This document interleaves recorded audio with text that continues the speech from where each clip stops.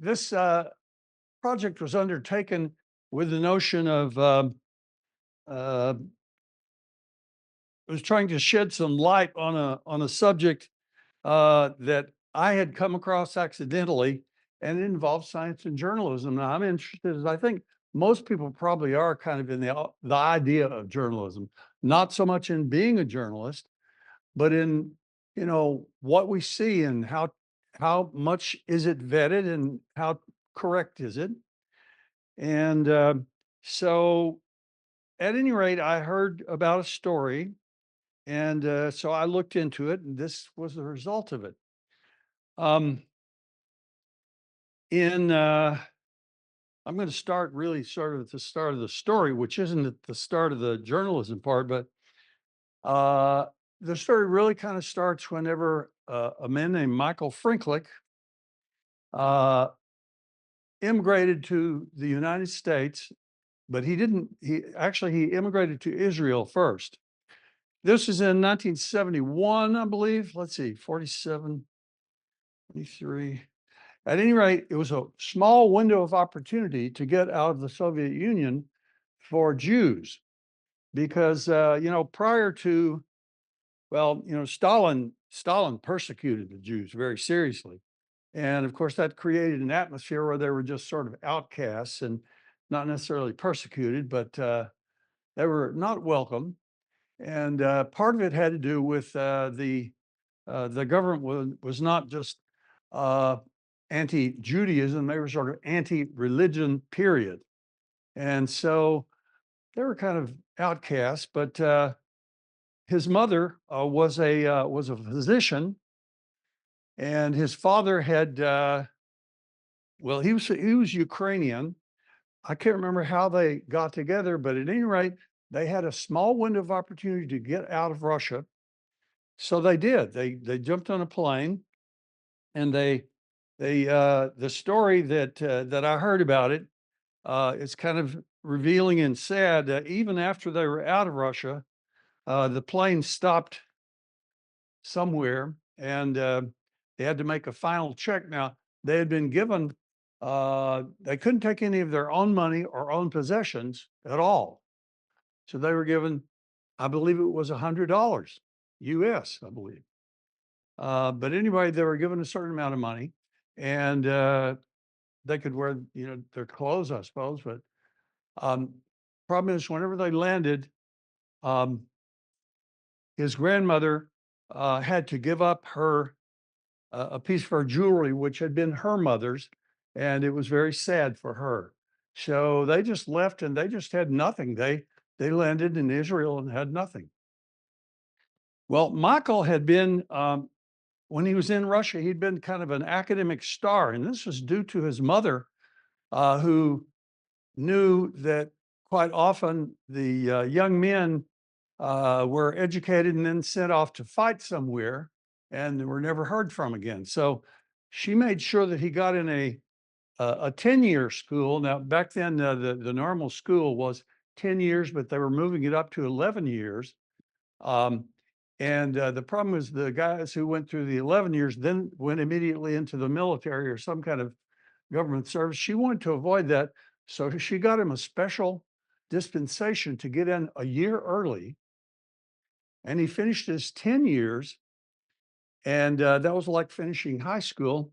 And it's interesting, he was a couple years younger than I am, but he entered college a year before I did.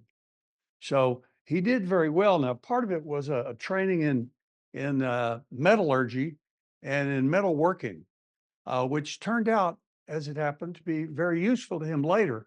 Although at the time he had no clue. Um, so anyway, he went then to Israel, and in Israel he went to um, uh, can't remember the name of the school. It's the premier university at that time. It was in Israel, and he began working, and he uh, was not happy being there. His father wanted him, instead of going to college, he wanted him to go to he wanted him he wanted him to be in religious work. And so he wanted him to go to an ulpan, which is the way most people learned Hebrew, and they didn't know any Hebrew. They were Russian. They just knew Russian. And the ulpan was one way to learn, but he didn't want to go ulpan because the ulpan also trained you to be a rabbi, and he didn't want to be a rabbi. And one thing though he admired, and he noted this all his life, is that he learned in religious school that the rabbis would take a subject and they would argue it from all directions until they came to a result. But they would very thoroughly vet any subject. And that stuck with him, and that was really his approach to science, was to look very hard at everything and be completely objective. Well, at any rate, he was unhappy in Israel. So he found out from his professor in Jerusalem that the way to get a job was to get some kind of job first in the United States. So he looked and looked for a job in the United States. He couldn't find one, but then he got visited once while he was doing graduate work at the Hebrew University in Jerusalem. That was the name of the premier place in Jerusalem. He found out that, and this is from a guy named Bill Gardner. Bill Gardner was a Harvard PhD. He was at that time a professor at the University of Texas, and he had good German, and Michael had sketchy German, and but he had Russian, and his boss, Asa Lifshitz, who was at Hebrew University, had good Russian and some German, and I don't know. Anyway, the problem is for them to have a scientific conversation, they had to have 3 ways. And doing this, they still managed to do it. And Bill Gardner and Michael started really what turned out to be a lifelong collaboration, given that Bill Gardner's life ended prematurely. So anyway, he found out that there was a job in Canada, and so he went to Canada. Michael went to Canada to I guess it was to do a postdoc, because he got it. By the way, he got his PhD from the Hebrew University in Jerusalem, and he wrote it in Hebrew, which is just amazing. You know, when you think about it, I've been trying to learn another language, and maybe I'm just too old to learn another language, but he learned another language in about 3 years, enough to write his dissertation in it. At any rate, he went to Montreal, and he was unhappy there because although it was, he went to an Anglophone university to, I can't remember the name of the big school. Do you remember the name of the big school in Montreal? It is in Quebec, and it's a thoroughly French area, except the university is not. At any rate, he was unhappy with many things, including the fact that for all the work he did, he didn't get any credit on a paper. So then he happened to go to a meeting, and he found a friend that he'd known in Russia who was working at MIT in the United States as a postdoc. And so Michael applied and got to go to the US, to MIT. Now, he still didn't get his name on any papers, but he learned a lot of valuable things when he did that. But he was still unhappy, and he heard from Bill Gardner again about a job, about a real job, a professor's job at LSU in Baton Rouge, Louisiana. And I don't know, LSU didn't have a really good reputation then, and it's not a tremendously good one now, but they had a person working in the area of shock tubes. Now, it happened that Michael knew something about this. By the way, I should say, Michael wasn't so much a chemist as he was a mechanical engineer.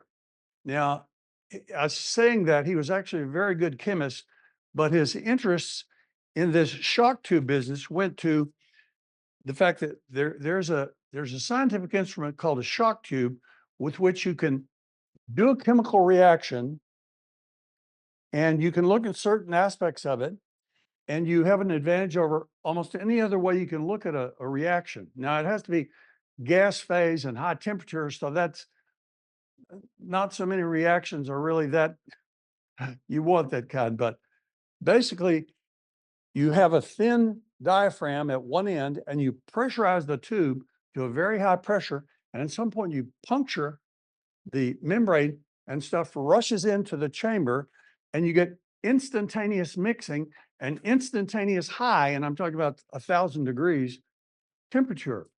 Now, if you try to measure a rate reaction, the reaction of a rate that we normally do in the laboratory, it takes some time to mix things. It takes some time to get it to the temperature and hold it. And so the rate constants you get aren't as precise. But with this method, you can, for a certain class of reaction, you can do a better job than you can with almost anything. So he was interested in that. And it so happened that the guy at LSU had come from Drexel University in Pennsylvania. And he, I can't remember why, but he had to go back. So Michael was able to take over his work and his lab. And he was very happy about that because now he could really crank out work, and he did. He put out a lot of papers, and he came to the attention of the people in the field of combustion science, which turned out to be his main field, is combustion science. And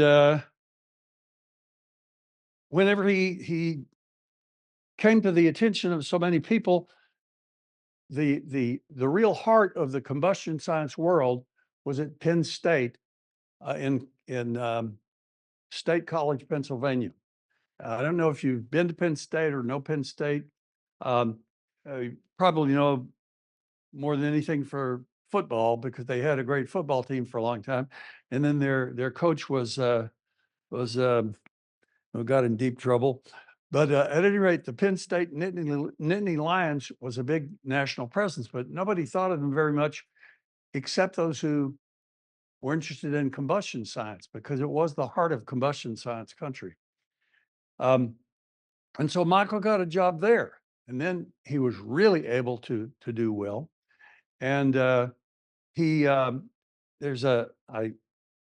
one point he applied for a grant, and he said something to the effect that this was certainly the place for him. He didn't even have good English, and he could apply for a grant and get it funded. And he said something like, "This is the U.S. for me."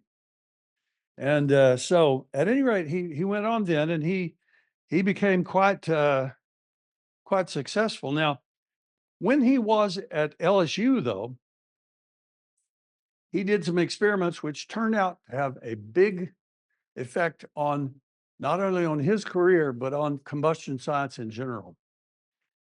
And this is after talking to Bill Gardner again. Bill Gardner was a kineticist himself.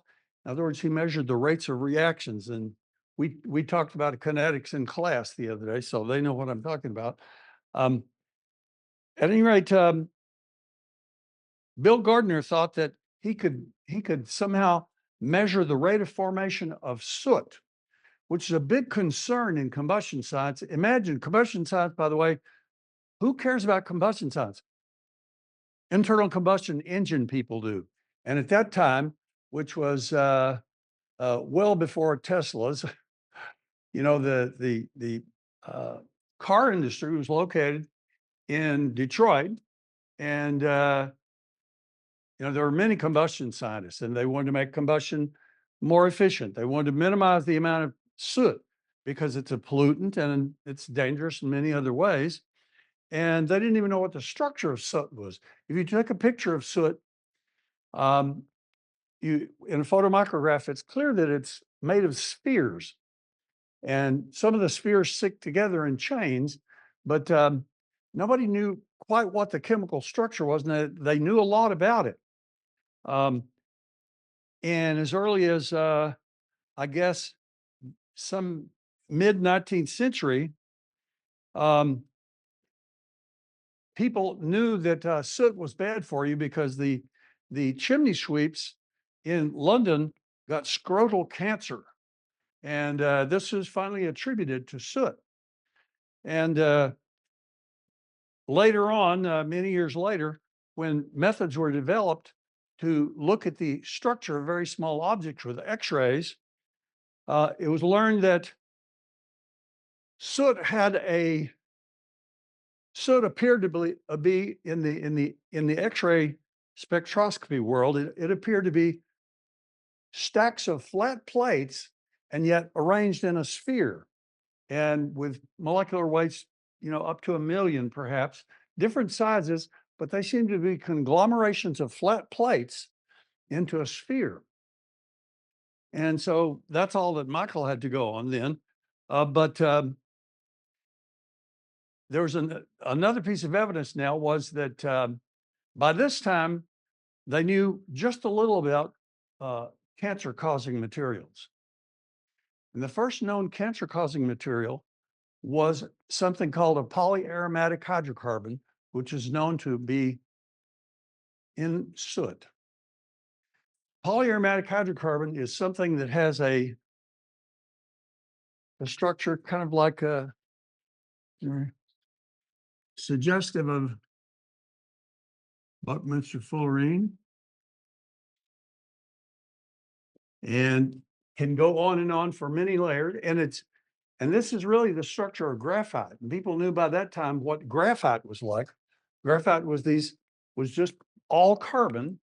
And I guess I should say, all of these are carbon atoms. Everywhere there's a vertex, there's a carbon atom. And graphite was big layers, big sheets of these. And it looked like soot was somehow like that. And it had the chemical composition, which is about the same, had small amounts of other things in it, but it was thought to be mainly a carbon compound.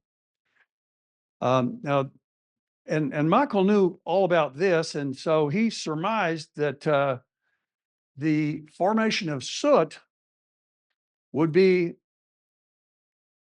you couldn't tell exactly when you finished the reaction, but the reaction would be effectively finished once you developed something that was like soot.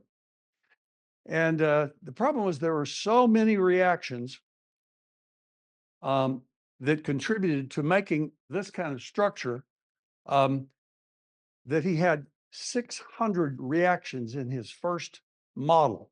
Now, one of the things that he learned in Russia, in the Dmitry Mendeleev school, where he finished his pre-college training, was what did he learn? Lost my train of thought.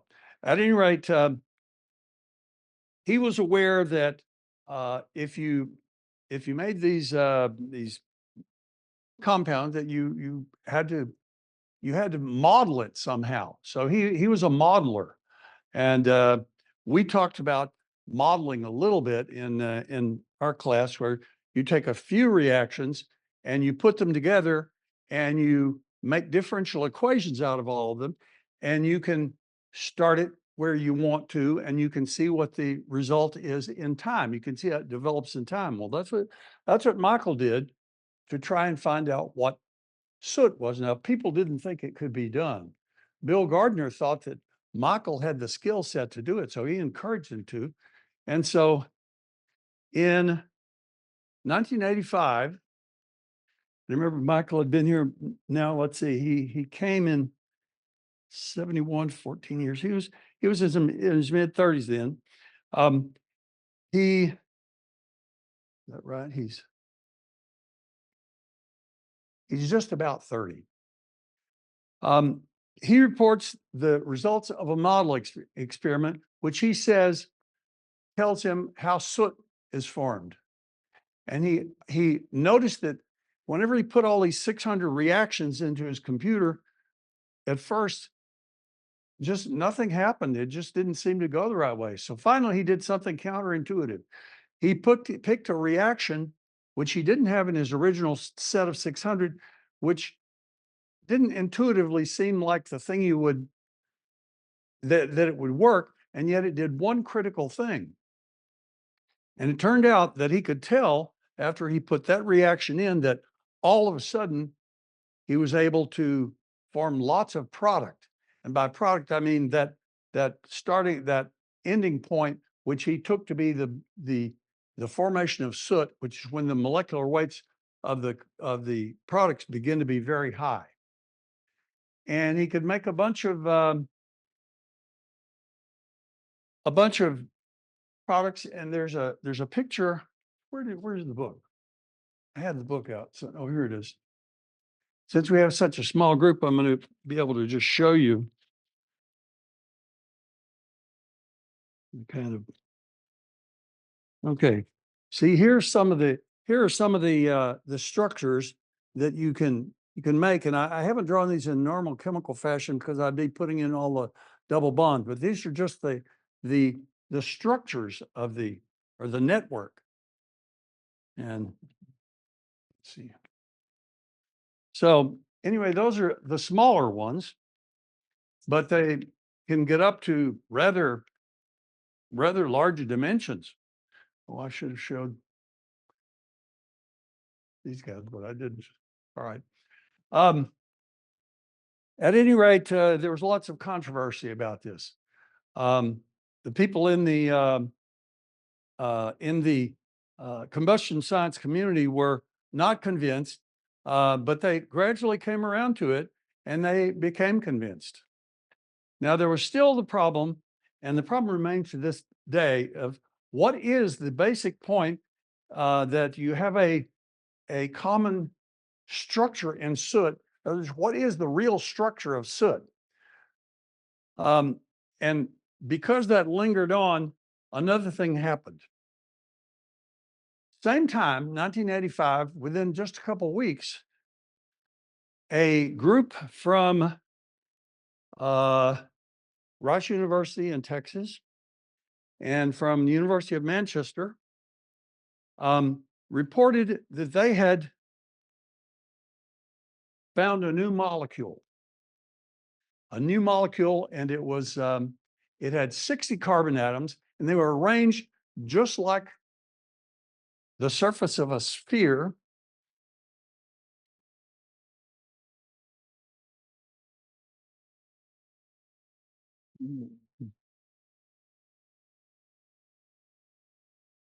And this is what it is known to look like now. Now, this is with a model kit. You can't really tell very much. I'll tell you in a minute what you're looking at. Okay.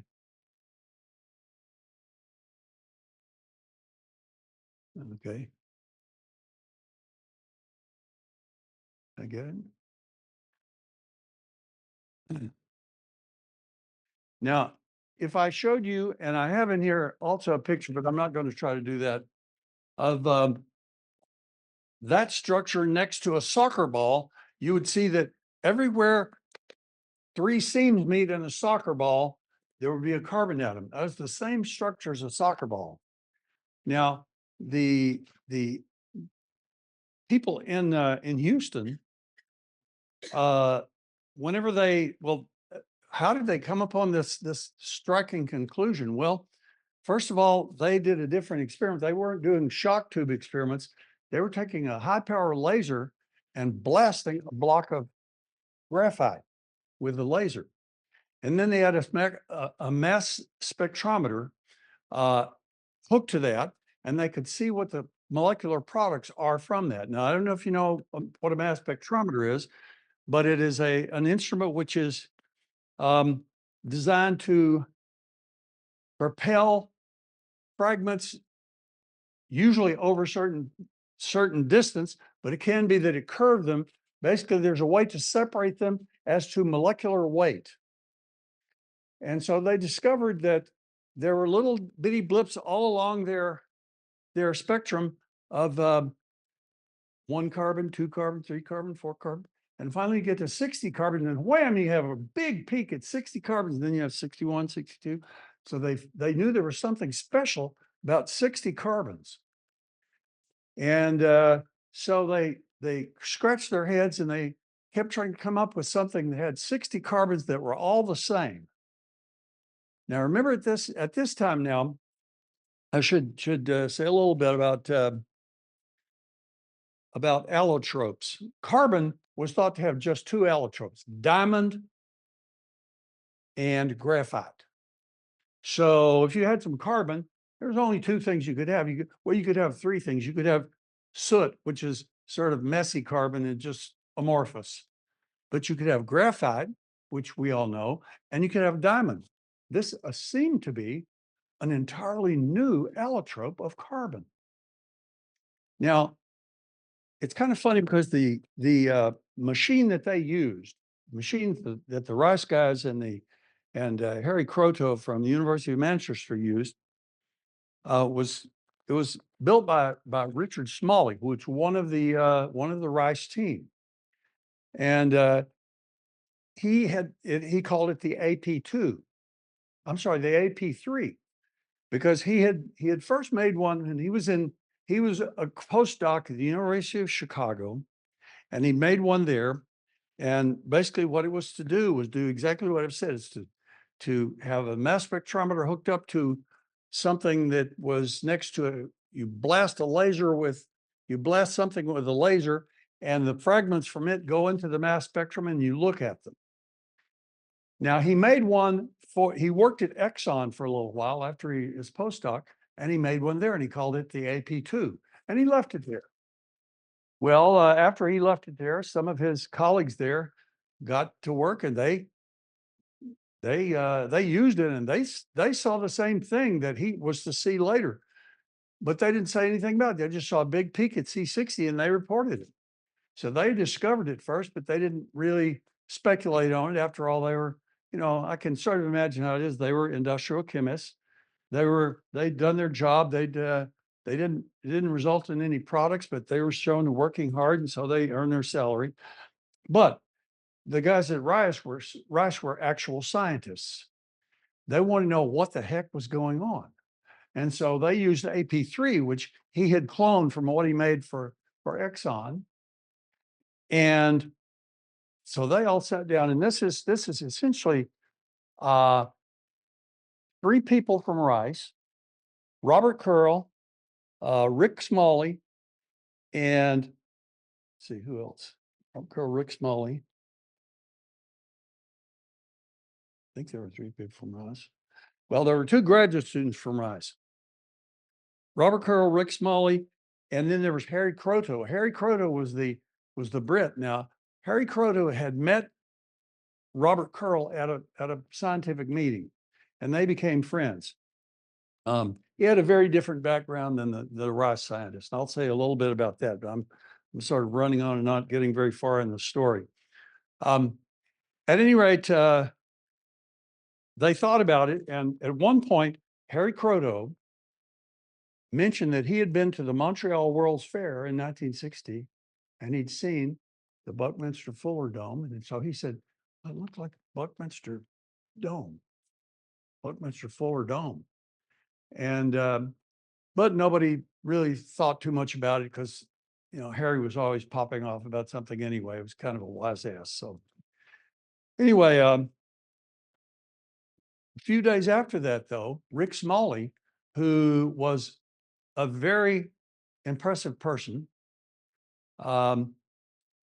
took some paper and folded it up into basically a soccer ball shape, which he did not recognize to be a soccer ball shape, but it had 20 faces and 12 5-membered ring faces, and they were all geometrically equivalent. And so he came into the meeting the next morning, just threw it on the table, and they all realized that's what the structure was. So then they called the math department. They said, "Okay, we need the name for something, and it's got this particular shape and structure and everything. What do you call it?" And the guy on the phone, I don't remember who it was, but it was probably somebody I had in school. He said, well, that sounds to me like it's a soccer ball. They didn't realize that it was a soccer ball, but that's what it was. Now, about this same time, like about 2 weeks after that, because they considered this a absolutely cosmic discovery, and it was. They sent a paper to Nature, and they didn't send it to Science, which is sort of the American equivalent. They sent it to Nature because, as far as they were concerned, it would get the most word internationally if they sent it to Nature. So they did. And sure enough, within a couple of weeks, people were buzzing all over the world about this discovery. It was just about at the same time that Michael Frinklich introduced at the yearly Association of Combustion Science meeting in, I believe it wasn't in Detroit, but it was somewhere in internal combustion engine country. And it was the 20th meeting of it. He introduced the combustion or the production of soot, modeling for it. So they both happened about the same time. Well, eventually, Croto heard about it, and Croto was always on the make to, well, of course, everybody was after the Nobel Prize, but not Michael. Michael was never after the Nobel Prize, but the Ross scientists were, and so he thought about it, and he thought, well, this is a spherical molecule, and soot is made of spheres. There must be a C60 molecule at the heart of every soot particle. Now, that is a beautiful idea. However, there's a thing that happens in science, and this is how, something about how science and journalism interact. Throughout the history of science, there have been beautiful ideas, and scientists who come upon them think they're so beautiful that they must be right. But then they don't really test them. They just say it has to be right because it's so beautiful. Well, that was the category of discovery that this was. It was something that was seemed so promising that how could it not be true? Well, Michael heard about this, and he looked into it because he had the tools. He could simulate the speed of all these reactions, and so he simulated the speed of forming the reaction, of doing the reactions which would form C60, and they were woefully slow. It couldn't account for it. You couldn't make C60, which came to be known as Buckminsterfullerene. You couldn't make that before you made the soot. The soot was much faster, was made much faster. And but Harry Croto refused to believe that. And he sort of carried along his colleagues with him. And so there was, for some time, there was kind of a disagreement between them. In fact, they all met at a symposium given by NASA out here at in north side of San Jose, and it was on carbon. And so they both made their presentations, and so Harry Croto got up and made one, and then Michael Frinklich got up and said, "Now I'm going to tell you everything that they said is wrong." And so they met afterwards for lunch and talked it over, and nobody changed anybody's mind. But Michael found Richard Smalley cordial and friendly, but he found Croto to be difficult and cranky. But things went on for a while, and nothing much happened. Now, okay, we've got these characters. We've got Robert Curl, about whom I haven't said much, and Richard Smalley, I haven't said much. Croto, I've indicated that he's a little questionable. Now, Michael Frinklich, there's one more main character in the story, and his name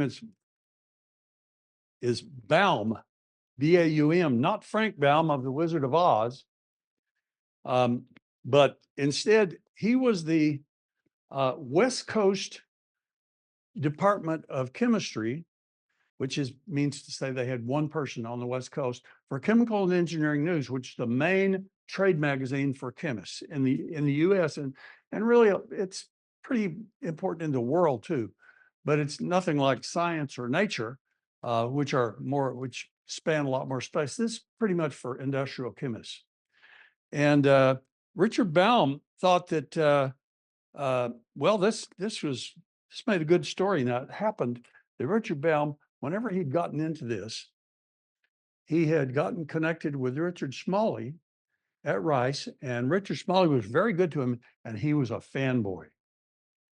He worshiped at Richard Smalley's feet. He thought he was the greatest scientist in the world, and so he came up with this. Now, Baum had really quite a list of credits to himself, by the way. You won't remember this, but when Jerry Brown was first governor, there was a medfly scare in the Bay Area and in California in general. And the solution was to spray malathion, which at that time was thought to be just a terrible thing to do, even though you could calculate that it was insufficient to hurt people. At least that's what it was said, but you had to trust those scientists, didn't you? And people didn't like to trust scientists on any count. But at any rate, he had written an article about that, and basically it affected Jerry Brown's politics quite a bit. And I don't know if you knew about this. Jerry Brown was governor. He was really a presidential candidate. But after this fiasco with the medfly, which was really brought about partly by Baum, he left politics for 26 years. And of course, he finally came back and he was the mayor of Oakland and eventually the governor. But he was just basically run out because of Richard Baum. So anyway, Baum had credits, and he wanted to connect Soot and Buckminsterfullerene, and he thought it made a great story. And so he wrote up something to that effect. And Michael and his colleagues saw it in CNN, and they sent a nice message to them and said, "No, you got it all wrong. And here are a bunch of people who will tell you so." And so within a short time, Michael got a letter back from Baum saying, "Oh, I'm so sorry. I just jumped the gun. I really did. Just ignore me. I don't know what I was thinking." Now, at the same time, though, Richard Baum's main editor wrote an article, and Michael didn't like it. He didn't like it. Now he sent a letter to the editor of CNN. Now it wasn't about Soot and Buckminsterfullerene, though. It was about the magazine's standards for truth, and the editor did not like it.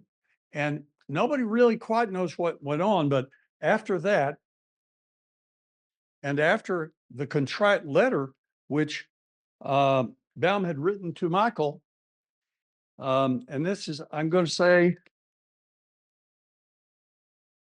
1988, the end of 1988, something like that. At any rate, then Baum came back with another article saying unequivocally that there was an argument between the combustion scientists and the buckyball enthusiasts. And this was entirely made up. There wasn't any such argument, because the combustion scientists who'd been studying soot for years, they didn't give a flip about Buckminsterfullerene, and they knew that it couldn't be made fast enough to contribute to soot. And so there really was no argument. The argument was between Croto and whoever he happened to be arguing with, but Richard Smalley was on his side. So Baum created basically an argument. And it turned out to be no small thing because it had several consequences. One of them was that Harry Croteau, seeking, you know, justification and fame, got into a squabble with his other team members, the other two guys at Rice, and they parted ways for several years, and they went to it on their own, studying Buckminsterfullerene. And another consequence of this was that Baum wrote a big article in CNN talking about how, well, what he did is he accused Frinklick and his co-author, which was a man named Larry Ebert, and I'll say more about Larry Ebert in a second. He's sort of a minor character, but they had written an article basically saying that the Buckminsterfullerene couldn't be in soot. I mean, it wasn't that it couldn't be in there, it couldn't be what caused it to form. And anyway, he made this into a big deal, which Michael was angry again, and he wrote CNN and asked for a retraction, but he got no retraction. Now, it happened that Michael and Larry Ebert both sent things to the editor of CNN, and I think that what happened is Larry Ebert was, I corresponded with Larry Ebert a little bit. Larry Ebert would not write to you and answer a question. He would send you clippings. And eventually, Larry Ebert left science and went to University of Chicago Law School, and he's a lawyer now. And has been for some time. And but at any rate, he's a very cagey character, and it is not known what he may have written to the editor of CNN, but whatever it is, it probably made him mad because they never retracted anything. And this story goes on because the conflict goes on. I don't think anybody really takes the Buckminsterfullerene guy's side anymore, although they did in 1996. They won the Nobel Prize. And so after that, Harry Croteau was happy enough anyway, even if he didn't get to say it was in soot.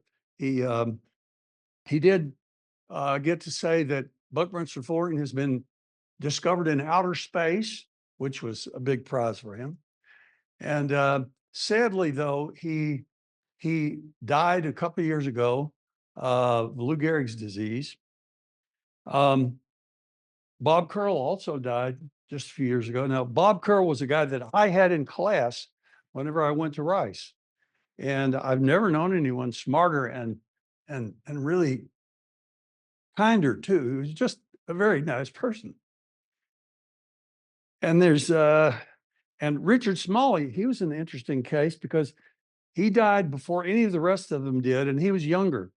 He became nationally famous. He started an institute at Rice to study nanotechnology, and he appeared on the cover of National Geographic in this staged picture where he had a whip, and he was throwing it like this, and they had him in a desert landscape. And I wanted to put that in the book, but I realized it probably cost too much to get the rights to use that picture. But at any rate, he also passed away. And he was an interesting guy because he certainly was a great scientist, but he was also a new Earth an old Earth creationist. And I don't know if you know what that entails, but there are those who think the world is 6,000 years old, and these are generally creationists. They do not believe in evolution, and but he was interesting. He didn't believe in the new Earth. He believed that the Earth was billions of years old, but he still didn't believe in evolution. And so anyway, the only person left alive in this whole group of people is Michael, and he is now a professor, an emeritus professor at Berkeley. And again, you wouldn't want to meet a nicer person. And so anyway, that's pretty much the story. Do you have any questions about it?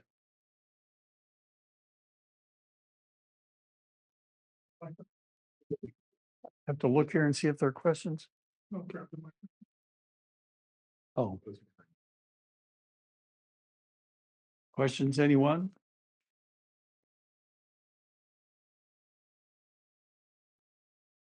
In your book, you look at the history of the science and the controversy around fullerenes, and not at the fullerenes themselves. What made you want to look into the story and the people? When I left, I taught at a school in Texas for 10 years, and upon leaving, I talked to the president of the university about things to do, and he suggested that I should write something. So I thought, well, I know a good topic, so I'll write on the Nobel Prizes from Texas. So I looked into it. There were 10 that I could find. One of them has since been shown not to be a Texan. He was the guy who you may know his name. He was the first one to demonstrate that cancer could be passed from organism to organism. His name was Peyton Rouse. Rouse sarcoma has his name. But he turned out not actually to be a Texan. It just wasn't known. So then there were 9, and one of them by that time was Bob Curl. And so I went down to Houston from Kerrville, Texas, and talked to Bob Curl. And he said, well, you know, this Buckminsterfullerene was a big deal. There have been 2 books on it. So I read both books, and both books had a very interesting small passage, something about an argument that didn't exist between combustion scientists and the Buckminsterfullerene people. I thought, well, that's very strange.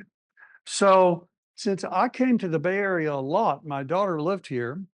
One day I just went to Berkeley, and that's where I had postdocs. So I knew my way around, and I found out where Michael's office was, and I called him and asked him if I could come and talk to him. And he said, yeah, I wish you'd come 35 years earlier. And he told me basically the story, which I wound up telling you, but that's what I wrote. I did write the article about the Nobel Texans, but nobody would buy it. And since then, though, there have been other Nobel Texans, and one of them's kind of funny because his name is Jim Allison. He got the Nobel in medicine just a couple of years ago. And Jim Allison was born in Alice, Texas. Alice, Texas is where Bob Curl was born. This is a very small town, but I'll bet you that it has the most Nobel Prizes per capita of any city in the world, just by happenstance. And let's see. Also, I went to graduate school with Jim Allison. He was kind of a funny guy. He loved his boots. He had some handmade boots, and he was and is a Texan. If you look at a picture of him now, he looks kind of like Willie Nelson. But anyway, he was very proud of his boots, and he was a good scientist. So anyway, I think he probably deserved the Nobel Prize. So. Could you go more into like the consequences that the controversy had on the people involved? Well, yeah, I mentioned that a little bit. There was an argument between Croteau and particularly Smalley. Croteau had given a talk at Rice, and he seemed, by Smalley's account, to have not given the chemists the proper credit. The talk was to some physics group at Rice, and Smalley and Croteau fell out after that, and it was really pretty much due to this controversy, which wouldn't even be there if it weren't for the soot and contrived by Richard Baum. at any rate, there's that. I don't think that it had a big negative effect on anybody's career, really, because the Nobel Prize winners won the Nobel Prize, and Michael has won the gold medal of the combustions of the Combustion Society, and so he's respected. He's got students all over the world, including he's got a student at Stanford who's a professor at Stanford now. And so I think they all survived it, but it's a lesson in how controversies are sometimes made up. I didn't say anything about the other MF, Michael Faraday, but his story sort of, in odd ways, presaged Michael Franklin's story. He was from a poor background. He made it big as a scientist. He was really brilliant in what he did. He wasn't a Jew. He was a Sandemanian, which is I believe it was a Scottish Presbyterian sect.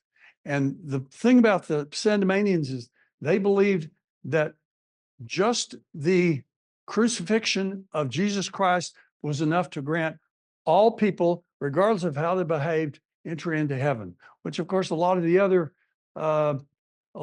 Christians didn't like very much. But at any rate, he was also an MF, and the title of the book I took from one of the things that Michael Faraday made up. He started, I guess, and I'm going to say, and I may have this wrong, but I'm going to say in the 1840s, giving a presentation at Christmas to juveniles, I believe. I really think it was like high school age children in London. And his first topic was the chemical history of a candle. And so he gave a lecture on a candle, and he talked about what was happening chemically, and he had a way of imaging it against a screen, and you could see the movement of air, and he could talk about the design of the candle and how it had to be a nice cylinder, because if it sputtered and I can't remember the correct term, but if it breaks the lip and the wax rolls down, it ruins the work of the candle. Anyway, he gave that same lecture at 6-year intervals until just about till he died. And so I thought that was a nice idea. The chemical history then, to me, then just meant what was important about this material. Anyway, I thought it made a good title for a book. So that's what that is.